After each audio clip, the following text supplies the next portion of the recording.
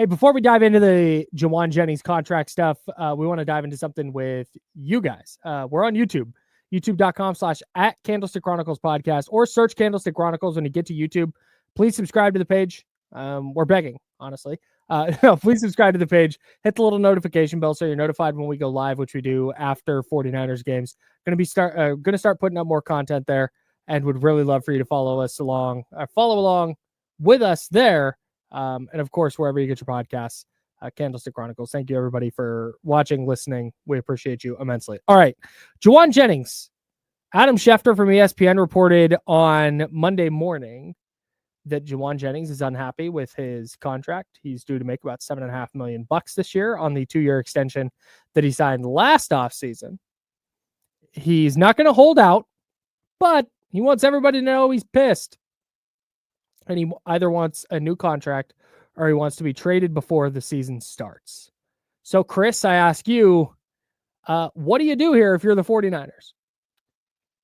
Yeah, I don't really know what their appetite is in terms of, the number of years they'd be willing to guarantee to Jennings. I would imagine a 3-year deal, maybe with most of 2 years guaranteed, would make sense. I think the $12 to $15 million a year range makes a lot of sense. And if you look at, obviously Jennings making $7.5 million this year, or slated to anyway, on the last year of the contract. I mean, honestly, we probably should have seen this coming, right? Like, sure. I know we were all over the Christian McCaffrey thing last summer, being like, Christian McCaffrey might want a new deal. And he ended up agitating and getting a new deal last year. And we should have seen this coming this year with Jauan.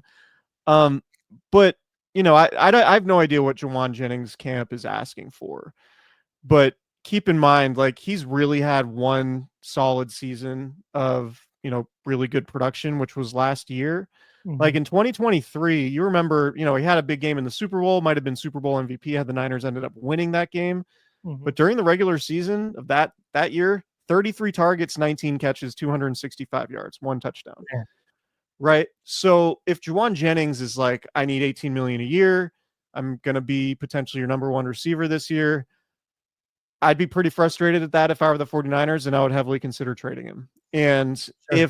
if it does get to that point where the Niners feel like the ask is too much and they have to trade him, I think if you're a fan, you'd be particularly frustrated because you'd say, man, you should have just traded him before the draft, get a draft pick. And then whether it's a, 3rd or 4th round pick, right, that's a rookie that could potentially help you this year. Whereas if you're trading Jauan Jennings this offseason, it's probably unlikely you're doing a player for player swap. Although maybe you could, maybe you could get creative and find, an offensive lineman, a defensive lineman, a cornerback, maybe a similar player to Jennings that could help you right away this year.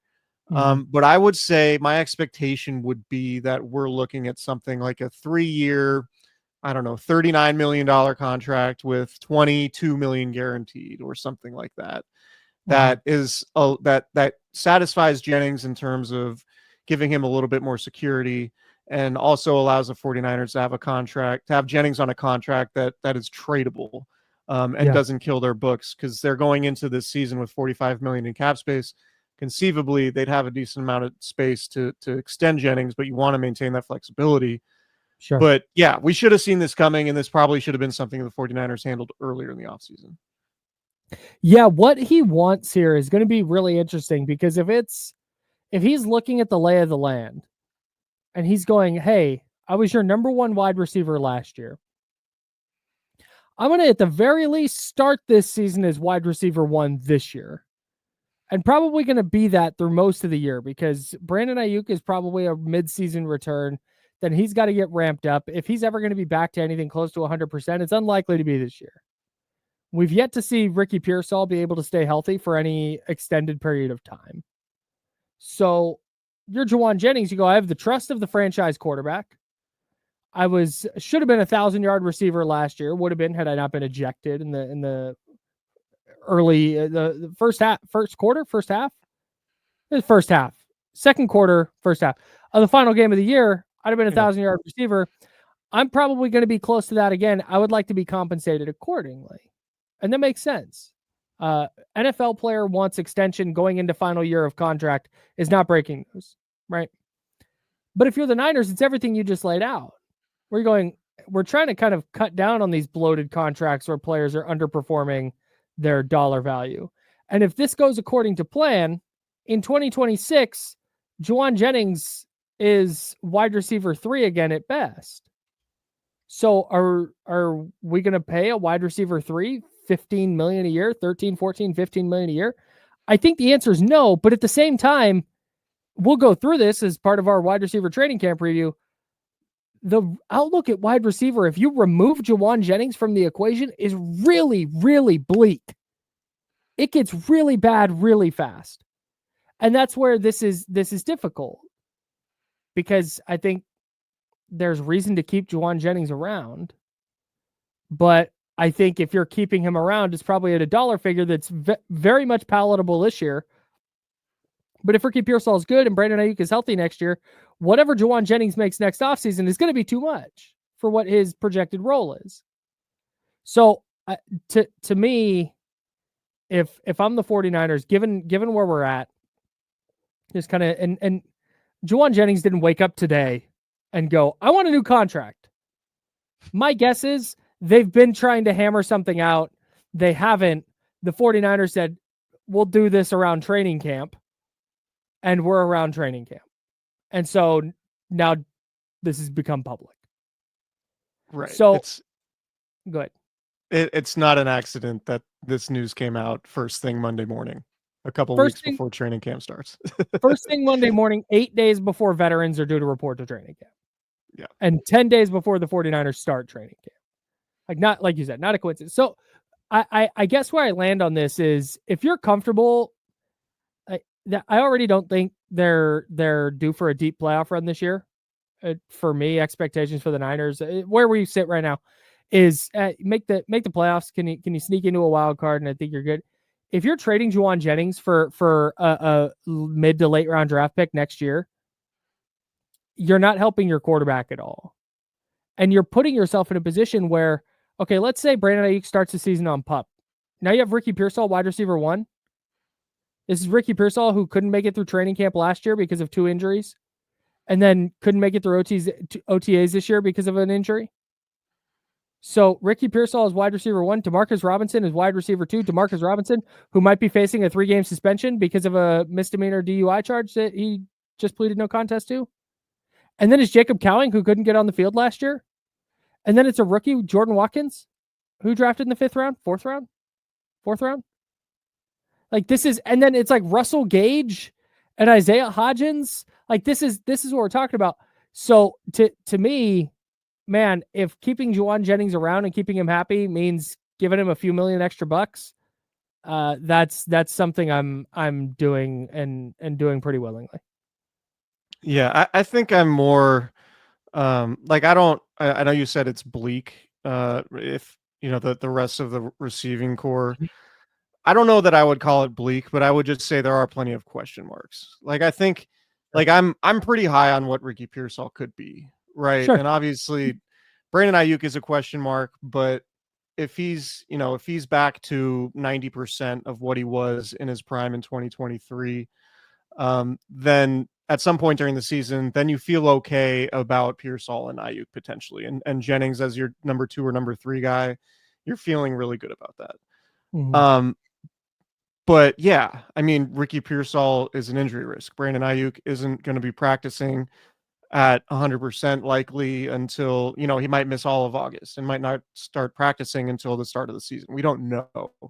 So yeah, I would say Jauan Jennings has a ton of leverage in this scenario for all the reasons that you pointed out.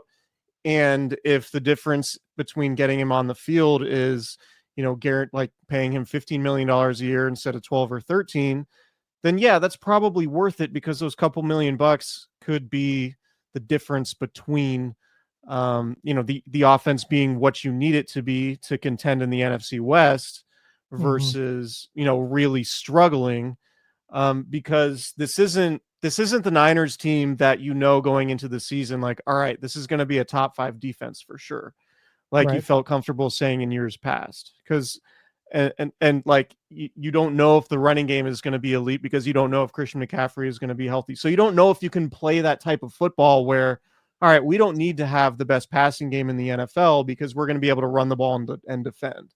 Like those are two pretty sizable questions. So you do need a good receiving core going into the season because your defense might need to be carried by your offense, right? Or Yeah. you might lose Christian McCaffrey and you might need to pass the ball more than you would ideally like to, which means Sure. obviously you need somebody like Jauan Jennings. So the Niners are going into the season in a bit of a different spot than they were these last few years. I still think their receiving core, it has talent for sure, but to your point, like a lot of question marks.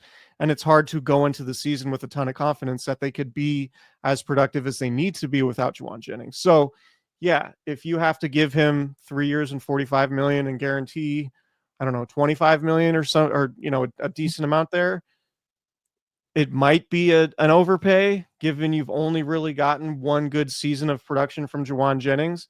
But Mhm. if you were to think about what Jauan Jennings would get on the open market, I mean, given how he played in the Super Bowl and given just what he's meant to the 49ers, even outside of just a pure production stat sheet standpoint, Mhm.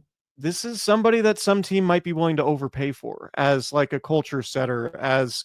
somebody who is going to be a big time contributor in terms of blocking in the running game, somebody who's going to get under defensive back skins, who might like draw an occasional personal foul just for blocking to the whistle and pissing off a cornerback, right? Like that happens quite a bit with Juwan. So I think he has a lot of leverage, and I would say the 49ers should probably cash him out unless he is looking for something like $18 million a year, to which I would say, man, Go you've find had it. one, yeah, go find it. Like you've had one good season Mhm. from a production standpoint. He's been a really nice player as a third or fourth receiver for the Niners, but if you want to get, you know, starter caliber money at that level, Mhm. go find it. And then it would be incumbent on the 49ers front office, in my opinion, to find a player, like a player for player swap, and find Mhm. a player that they could trade Jauan Jennings for, maybe at a different position that could help them this year. Because it would be a pretty rough situation if they had to trade Jauan Jennings and all they could get would be a 2026 draft pick. No, it'd be brutal. Especially given all the problems that we just laid out, or all the question marks, I'll say, Yeah. we just laid out with the receiving core. I will say in Jennings' favor, and I think in if you're the 49ers and you're trying to kind of do the calculus here of what to do, letting go of Leonard Floyd and Javon Hargrave and Malik Collins and Talanoa Hufanga, like Dre Greenlaw, all that stuff is super justifiable. If Jauan Jennings, after a career year, just gets traded because he wanted more than $7.5 million, that's a really tough look. Like that to me is really, really difficult to, especially if he winds up signing for the kind of deal we're talking about. Like Cooper Kupp got 3 years and $45 million, an aging, declining Cooper Kupp. If that's what Jauan Jennings wants, to me, coming off the best year of his career, like, all right, like let's start there, and maybe come down a little bit, or maybe change the guarantees, or whatever it is. Like, I don't think it's outrageous. And if the message from the 49ers is, hey, have a great year, and we'll trade you when you ask. Like, I just don't. I don't. There's something about it doesn't sit right with me. I don't like it. The Yeah. vibe feels bad. If it's just like, cool, hey, bye, Jauan, good, had a good year. Didn't think you could do it again, so we're trading you instead of paying you. I don't know. Doesn't sit right with me. Doesn't sit right with my spirit. Yeah, I mean, they haven't traded him yet, but Sure. I look at like Rashad Bateman, right? Kind of underperforming first round pick, but he signed a 3-year, $36.75 million deal. Rashard Bateman and Jauan Jennings, in terms of overall production, kind of similar. Like Bateman has 1,923 yards in his 4 seasons. Jennings has 1,938 yards in his 4 seasons, right? So that's kind of like the neighborhood that we're in. The Darnell Mooney, 3 years, 39 million, I think it makes Like that is absolutely the neighborhood that I think Jennings is worth. And I think like Jennings is smart, I think, to be playing it this way. And I would, the Niners haven't really, they've had contractual issues bleeding into, guys missing practice and training camp and not practicing till basically week 1 of the regular season. And that's obviously hampered them with Nick Bosa, Trent Williams, Brandon Ayuk. Like that's been a thing, but they haven't had a situation where they've traded a guy, in this scenario, asking for a new contract. They've gotten deals done with just about everybody. Right. So I do kind of think that this is going to work itself out. I just wonder, is it going to be like within the next few days and he reports and is practicing at the start of training camp, or is this something that bleeds into late August? And then Jauan Jennings gets off to, a not super productive start to the season. The Niners lose a couple games that they should win because the offense isn't playing as well as it should. Like that would be really problematic. So if I'm the Niners, I'm probably willing to go up to 3 years and $45 million and just say, all right, let's just get this done. And obviously it's going to be more complicated than that. It's going to be more about guaranteed dollars than average annual salary and all of that, of course. But that's sort of the ballpark, like 3 to 39 to 45, I think is the range I would go if I'm the 49ers, because at this point it's like, it's kind of worth overpaying because it is late in the process. Like if they had gotten this done early in the off season in, February or March, then the dollar amount is probably not as high. But because you didn't make any really dramatic additions to your receiving core aside from DeMarcus Robinson, who, like you said, might be facing a suspension to start the season, like you're just going to pay a little bit more for getting the deal done in July and August than you would be if you're getting it done in February and March. So the reporting was that Jennings wouldn't hold out, but you think he would hold in? You think he wouldn't practice? That's what the reporting said. He said he wouldn't hold out, he would go, but he would, I would imagine it's a hold-in scenario. I see. Yeah, I get not wanting to, fall over backwards to pay Jauan Jennings. But at the same time, man, like you talk about culture, you talk about the fact that the Niners seem to universally kind of love him. You see what he did last year with the second he got an expanded role, and anytime he's gotten an expanded role, he's performed. It seems like if he's asking for, let's just say, the Rashad Bateman contract, that's a no-brainer to me. Yeah, same. Like just do that. Now, like you said, if he's asking for 18 a year, cool. Tell him, okay, you go find the team that'll pay you that, and we'll trade you there. Yeah. But this to me smacks of he made this clear to the Niners, and the Niners went, okay, like we'll talk about it closer to camp. And there's probably, again, total speculation here. My guess is there wasn't a ton of communication, so Jennings made his trade request public because we're 10 days from camp. The Niners are notorious, I think, for lowballing players when they can, right? Like there's no quote unquote deadline, or at least there hasn't been on Jennings. So they're probably like, sure, we'll give you a raise. How about 2 years and $20 million? And Jennings would say, and his camp would be like, well, look at all these guys making 12, 13, 14, 15 million a year. Like, I think I compare favorably. And given how valuable I am to this team in this moment, with Ricky Pearsall projected to start, with no track record of real success in the NFL, given he's just in his second season, Brandon Ayuk, uncertain when he's going to come back because he tore the ACL, like his ACL and MCL in his knee last October. Right. So I see how, like, it's very obvious and clear how it got to this point, knowing that the 49ers are so often lowball their players when there isn't a deadline. And I think so often, like, that's been part of the issue, is that, like, they're not willing to go to the player's number or get close to the player's number until the start of the regular season.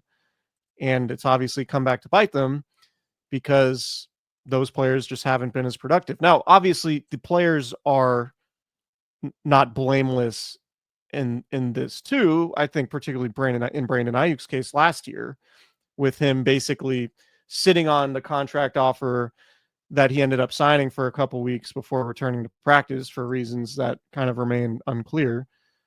But yeah, it's easy to see how this got here. The Niners predictably, at least, me speculating, Niners predictably lowball Jauan Jennings, and then Jauan Jennings says, all right, or his agency just says, we're going to wait till the Monday before, 8 days before we report to training camp. We're going to drop it first thing Monday morning to Adam Schefter. He's going to report it. And then all of the talk shows, all of the podcasts are going to be talking about it. And I'm going to be a topic of discussion and try to get as much leverage as I can from that. So yeah, it makes sense why we're here.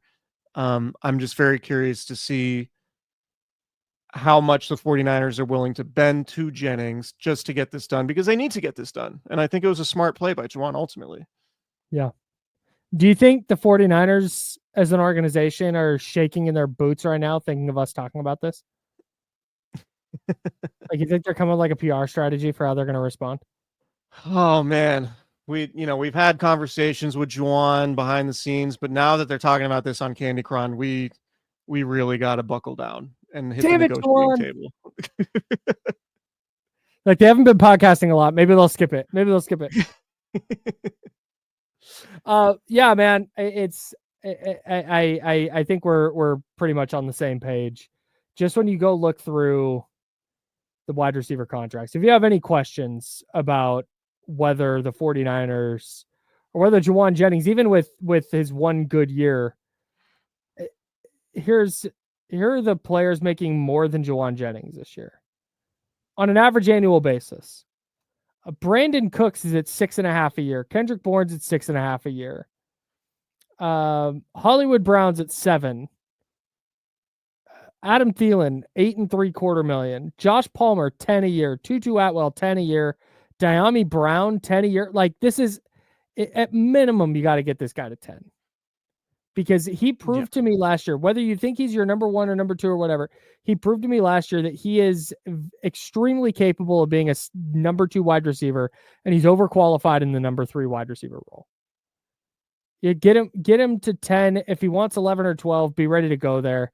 And if you're not willing to do that, then to me, I think you got to go back to the drawing board in considering what type of guys you're paying.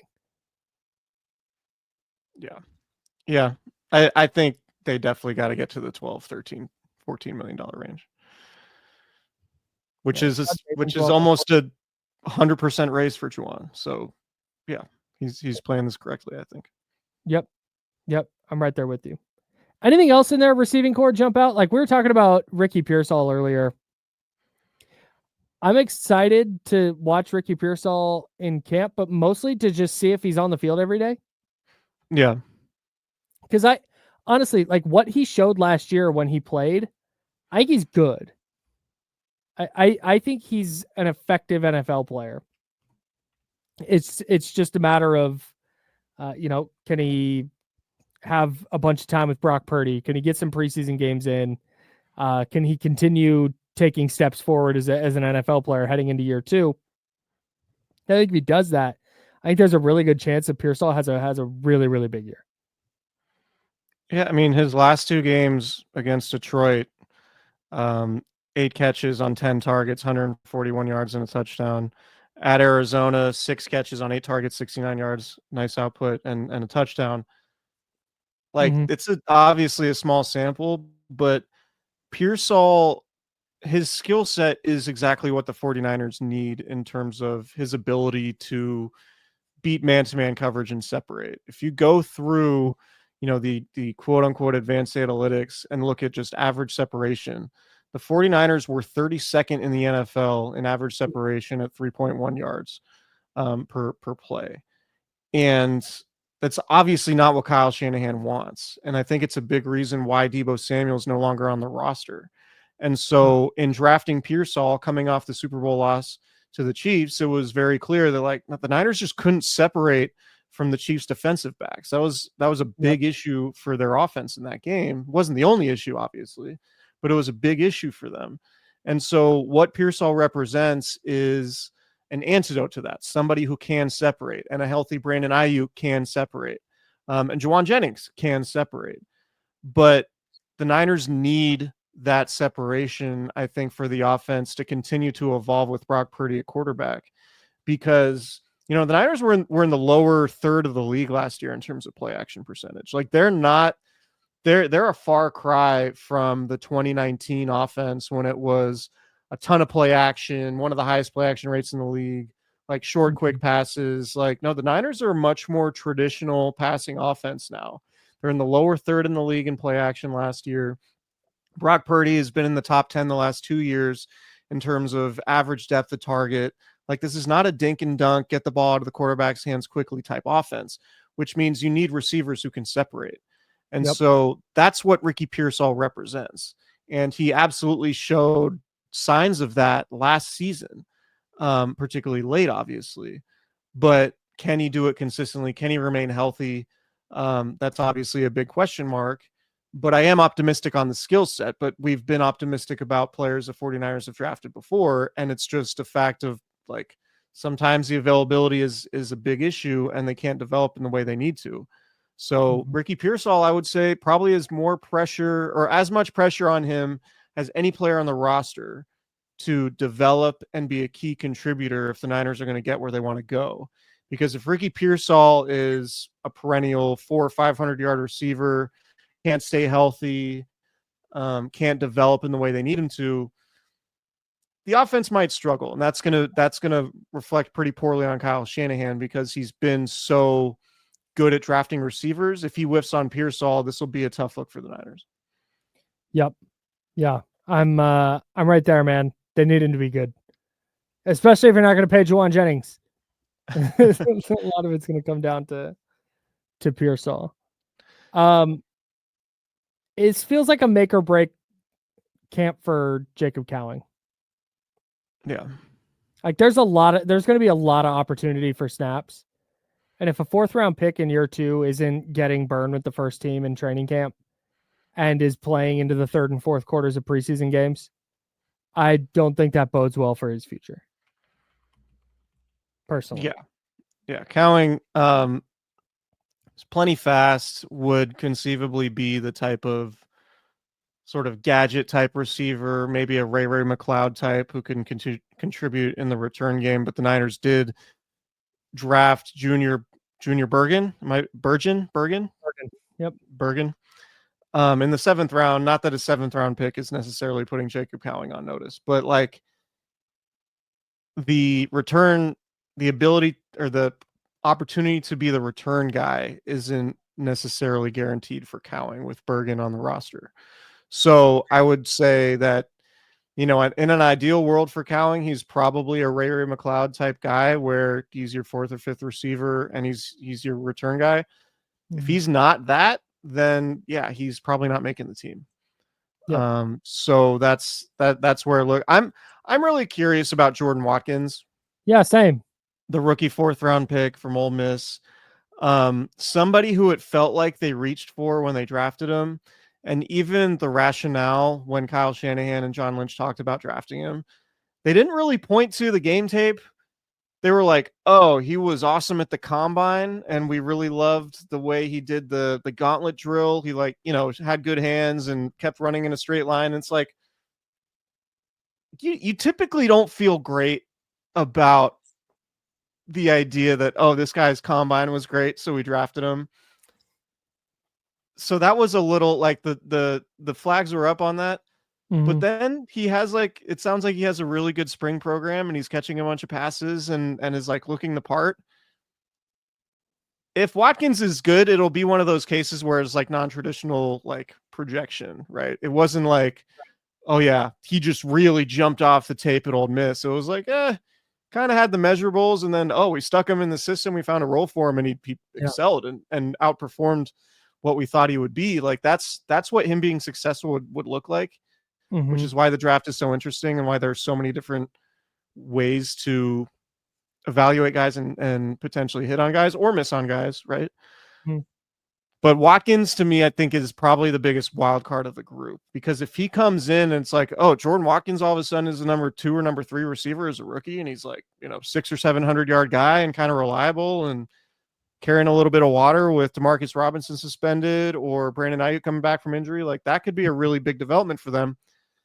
Or it could just be, Jordan Watkins isn't any good. He's inactive every game. He's not a special teams contributor. Like, the range of outcomes for Watkins seems like it's really wide to me right now.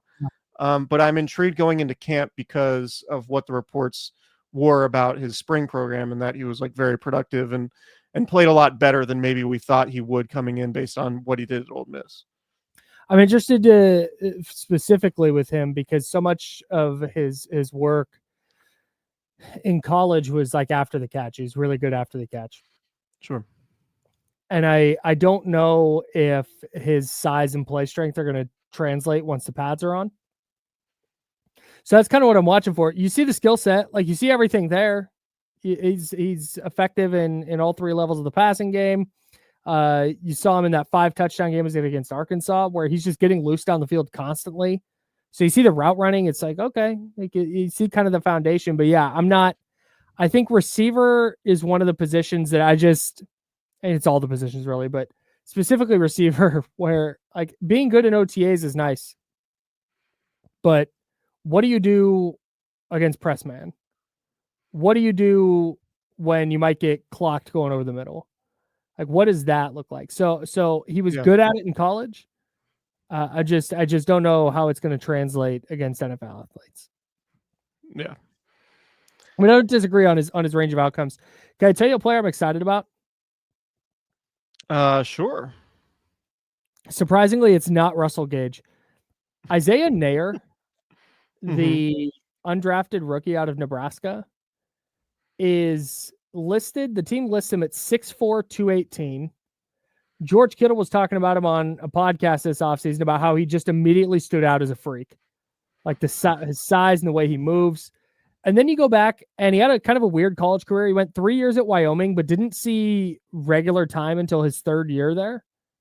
44 catches, 878 yards. He averaged 20 yards per catch and had 12 touchdowns during his 3rd season at Wyoming.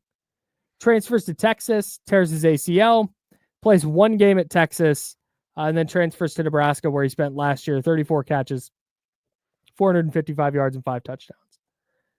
If Nair finds some stability in the NFL, I don't think there's going to be room on the roster for him this year, but I wouldn't be shocked if he's a player who has like a huge camp or a huge preseason, and the team tries to sneak him to the practice squad and he winds up signing elsewhere. I think that he has a ton of talent at his size, and with his athletic ability, I think we'll have a real chance to make noise. Have you looked at his spider graph? No. Taylor Mays is looking over his shoulder here. Oh no. 6'4". Oh my God. 6'4", 218. Wingspan 97th percentile.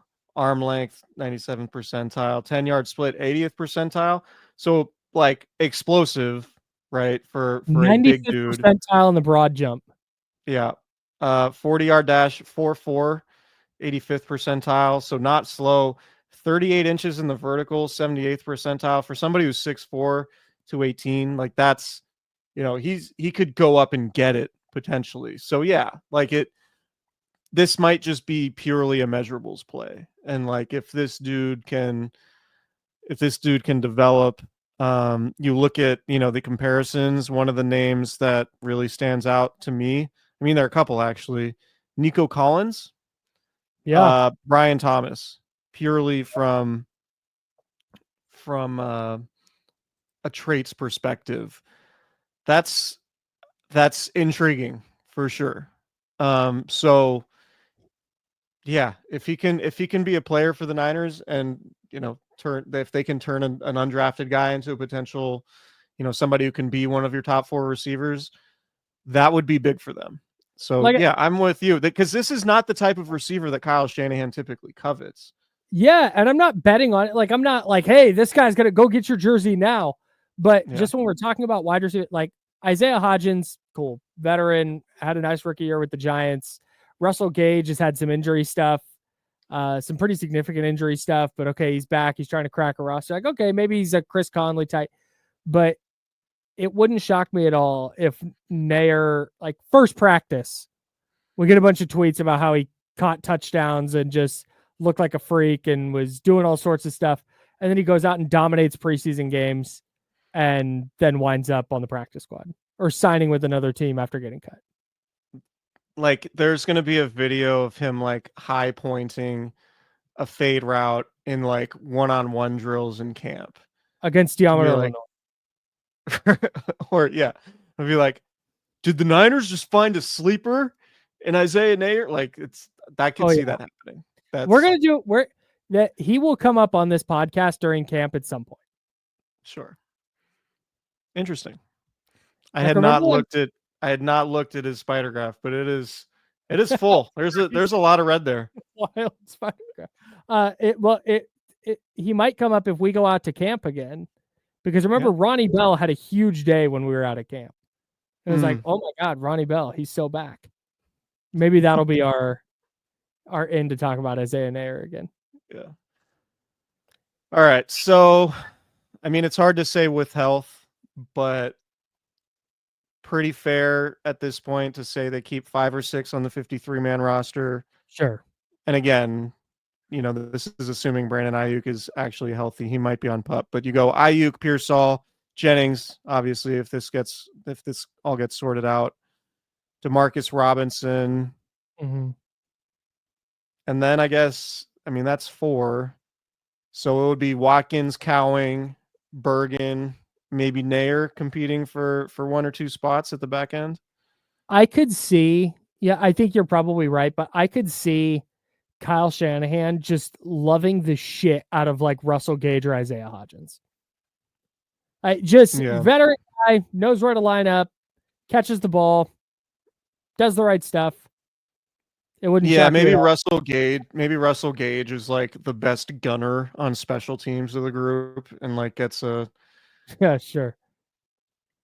Gets the God, who is the receiver? I feel like every year there's a veteran receiver who like makes the team just because they're good on special teams, and then like late in the year they have a couple games where they catch 3 or 4 passes. Right. That's a Chris Conley special. Yeah, the Memorial Chris Connolly spot on the 53-man roster. The other receivers that I don't think we're going to talk a lot about, Malik Knowles, second-year guy out of Kansas State, Tariq Owens, Terrell Owens' kid. Yeah, and I think that's it. I think that's a mention for everybody. Yeah, I think those guys will get a lot of run in the preseason. Yep. I can't wait to watch Junior Bergen return punts. It'll be interesting. He got 10 chances to return punts as a senior at Montana and returned 3 of them for touchdowns. That's crazy. I'll tell you what, if he returns 30% of the punts he takes for touchdowns as a Niner, that would be a good pick. Helpful. Is it a good pick if you found a punt returner, like an awesome punt returner in round 7? Of course. Okay. If you find a productive player in round 7 who makes your team and contributes to winning, that's a good point. Good point. Even if it's like a swing guard who can like play center in a pinch, like as a 7th round pick, and come in and not defecate on the field, like that's a win. So God, we really like this guy. He just keeps shitting on the field every time he walks out there. Oh, there have been some stories over the years. I don't want to know 49ers offensive line. Let's just put it this way. Not pumped about the all white throwback uniforms. That was a story told in the locker room one day. Oh boy. You can use your imagination on that one. I don't want to. Got anything else on the Niners receiving core heading into camp? No. I think there's we're going to do a lot of stuff. We'll hear all about position battles. I think assuming Brandon Ayuk is on PUP, I think Jennings and Pearsall are the only two sure things. And then everything else is up for grabs, the 3 or 4 spots behind them. I could see, I'm not predicting this to happen, but the most 49ers thing ever would be man, is Jordan Watkins better than Ricky Pearsall? One of these lower drafted guys just Jordan being Watkins better. Snaps before Ricky Pearsall today. Right. And then the internet's arguing about it. Yeah, right. There might just be some weird stuff happening from that standpoint. Honestly, we'll see. The Niners need draft picks to be good. Yes. That's so however they can get it, it's fine. That is the path for them for sure. All right. That's all I got. That's Chris. I'm Kyle. YouTube.com/@Candlestick Chronicles Podcast, or just search Candlestick Chronicles. We'll pop up right there. And wherever you get your podcast, please subscribe, rate, and review. Subscribe to the YouTube channel while you're there hanging out. We'd appreciate that. Notification bells, thumbs up on the videos. Thank you so much, everybody, for watching, listening. We will talk to you next time.